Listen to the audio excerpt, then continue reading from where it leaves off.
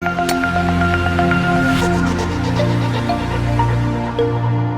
the future of retail, here are some things I would be looking to do or implement in your strategies right now. Number one, it really isn't about what you want to sell anymore. There's nothing I can do if you come to me and say, I've chosen my assortment and it's based on the margin that I make on X. Really? Is that what a shopper wants? Because it's not about you, it's about them. So Mike had mentioned, before I came to Nestle, I worked for GMAC, that was the financial lending arm of General Motors. I managed $2 billion in assets. I managed all car dealerships in Arkansas and Mississippi, and the first lesson they told us as we went into business, don't be this guy. That's Henry Ford, right? And the reason they said that, so back in the 20s, going into the 1920s, he had a 70 market share. Could you imagine? And General Motors showed up on the scene, and its claim to fame and its innovation was you could have colored cars. And when his executive committee said, I think we need to have colored cars, you know what he said? This will sound familiar to today. No, that's margin dilutive. No, that's not how we make money. I'm not adding complexity, right? He found all the reasons for my model, my financial model, it's working for me, and change is hard. And he literally had the audacity to make that statement. My shopper can have any color car they want as long as it's black. Do you know what happened to his market share in a four and a half year window? It went from a 70 to the teens. So don't be that guy. Somebody had mentioned the beauty industry. That is one to track. The beauty industry, Ulta and Sephora in particular, amazing things that they're doing. But to build on that, since that's been mentioned, I will use Restoration Hardware as my example on building stories. Gary, when he left Pottery Barn and became CEO of Restoration Hardware, if you remember, any of you, Restoration Hardware was going bankrupt. It was a crazy store. It was like an Ace Hardware that was filled with all this 1940s vintage stuff from that Christmas Story movie that runs 24 hours a day on Christmas Day, right? All this stuff, it's overpriced, it's piled everywhere. Why would you buy it, right? What happens when you just fill a store with unproductive inventory that no one wants? On paper, it looks like you should be making just a ton of money, right? The margin on this is awesome. But what actually happens? Your cash flow is just stymied and things are sinking like a bomb over Dresden in World War II. And Gary came in and said, nope, this is not about packing out product and having just more stuff on a shelf. He blew that thing up and he created one hell of a story. And it went to a store that was more of a design gallery, and its story was mood, inspiration, aspiration, and my favorite, attainable elegance. You walked into each of those parts of Restoration Hardware and you felt something.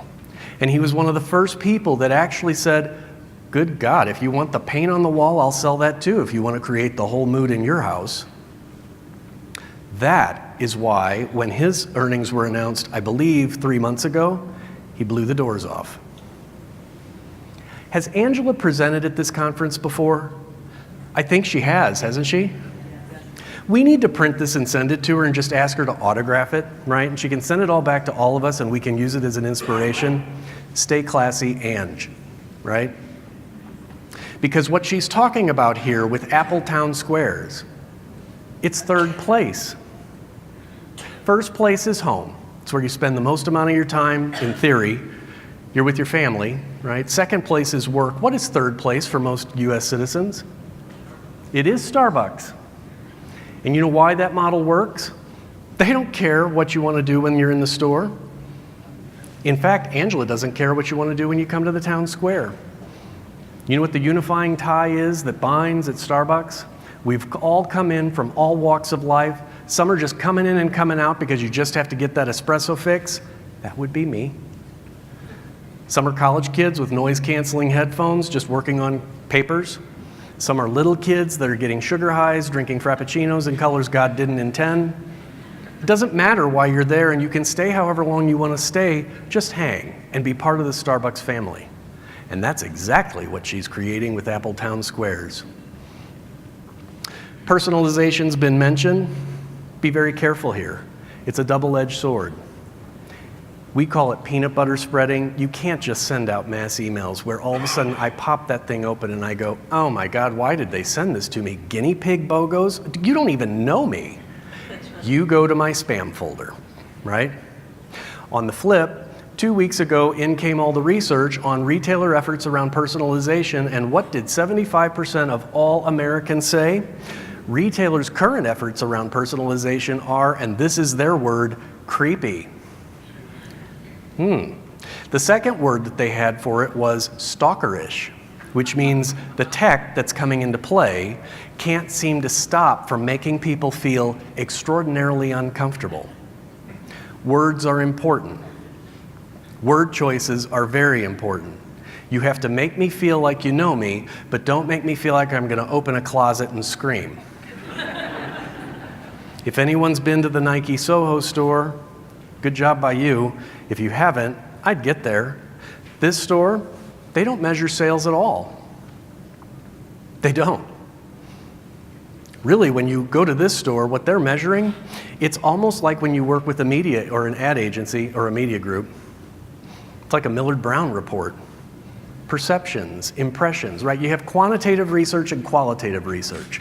Quant is exactly what it sounds like. It's giving me dollars, it's giving me numbers, I got the real meat of the matter. Qual is the soft stuff. How did people feel, right? What were your perceptions? Did I make an impression on you? Guess what kind of KPIs are sitting with Nike? This store, its only role is to amplify the Nike brand in all of our minds. You should find mentors, and you should track them. And I don't mean track them like, what did they say about earnings per share? Did they beat it by 2 cents? That's fine, but no, that's not what I'm talking about. You need to track how they're doing what they're doing. How are they talking to, wait for it, the group that's in charge, shoppers? What are the words that they're saying? What's the imagery they're using? How are they connecting with people? When you go into their stores, what does navigation feel like? Is it a Where's Waldo moment where you feel like you're in London in the Kew Garden, in the Boxwood Garden, where you need to shoot off a flare because nobody's going to find you? What are your sight lines like? So when people ask me what the actual future, that was kind of the now stuff you have to do. This is the stuff that's coming. I will not make any statement or guarantee on how fast this is hitting, but it is hitting. Omnichannel's dead. It's going to be dead. And as you go into planning, you won't plan, here's my physical strategy and here's my online strategy because I'm an omnichannel retailer. Good job by us. Somebody had mentioned connecting with consumers, and it's pretty damn hard now. It has never been easier to communicate at a consumer. It's never been harder to connect with them. So there is an analytics group called Fortune Lords. All they do is slice and dice YouTube. That's fun. You can get all kinds of wild stuff, wild statistics for trivia night. Things like they have 5 billion views on YouTube per day. I hope that's not just 2 people. But at the end of the day, what do we do when we go on YouTube? I'm assuming we all go on YouTube. Up comes the ad. Is there anyone in here that as the ad comes up, you're just like, sorry, I gotta watch this? No, we do the Apple dropping in Times Square moment, right? You go down to the lower right, 4, 3, 2, 1, yay, the skip ad box. I don't even know what the hell they were saying, right? I was just so focused on the box is coming. Oh my God, here comes the box. And so as you build your plan, you're not going to build a plan around physical, and you're not going to build a plan around the interwebs. You're going to build a plan around moments. Moments that you have as a retailer to actually have a shopper's attention and the ability to connect with them. I mentioned Amazon's really been focusing on getting the pain and friction out. But this one's coming fast. There are new VR goggles that are being introduced as of this week, I believe. At least the news stated that this was just launching. When you look at a website today, whether it's Walmart, Amazon, Macy's, for those of us that are old enough, it feels like a 1975 Sears catalog. It's just you're online staring at it on your screen. It's like all these things are just laid out, and instead of flipping pages, you're just scrolling down. What's happening out there with those Samsung events, that's going to be happening in our homes. The pain points in VR goggles right now: cost, weight. You really don't want to, it's kind of sad when you go to Samsung 837 and you see somebody put on the goggles and they're so light, right? They just, also you see them just start falling because they're just, oh my God, these things are so heavy. They're very light now. There aren't a lot of wires. It's going to get very, very mainstream as we move forward. And so as we talk about building experiences in the physical store, be prepared. You're going to build them now and you're going to reinvent them soon. Because when we enter a virtual world, when all we're doing is sitting on the living room couch, Game of Thrones is on, Daenerys shows up, you're like, oh my God, that woman just babbles. Unless she's on a dragon, I'm not watching this. And you put on your VR goggles and off you go. And haptic gloves make the experience that much more real. So now you're not just seeing, you're touching too. This will transform retail. I mentioned those awful things happening with my dad and Alexa. And for me, personally, I think it will get worse. And 2018 is the year it's going to get worse. Not with me and my dad, but watching what my dad does with Alexa, because she's untethered. In every Ford, Toyota, BMW, my new Mini Cooper, there sits Alexa, right? Tethered means she's stuck in the little black cylinder on my dad's kitchen. Untethered, she's floating free, right? She's in cars, she's in Whirlpool appliances. For crying out loud, she's in Fitbit. When I'm working out, I am not having her talk to me. And yet there she is, and she's all pervasive. No matter where you go as you look at the future, voice is a big thing. It is going to be more transformative than phones, because why? You can now do computing while you're doing other things. I can drive, and instead of having to, please don't text and drive, I'll just talk to Alexa, and I'll tell her, hey, order me some dog food. This is a big change state. And I would say, I'm not going to mention the retailers' names, what's happening in technology already is startling. I'll give you an example of what's truly unfolding before us right now. In one retailer, the moment I walk in the door, they have facial recognition technology cameras in the ceiling, and they pull up 2 years of transaction history on me instantly, and they identify how often have I been in that store in the last 2 months.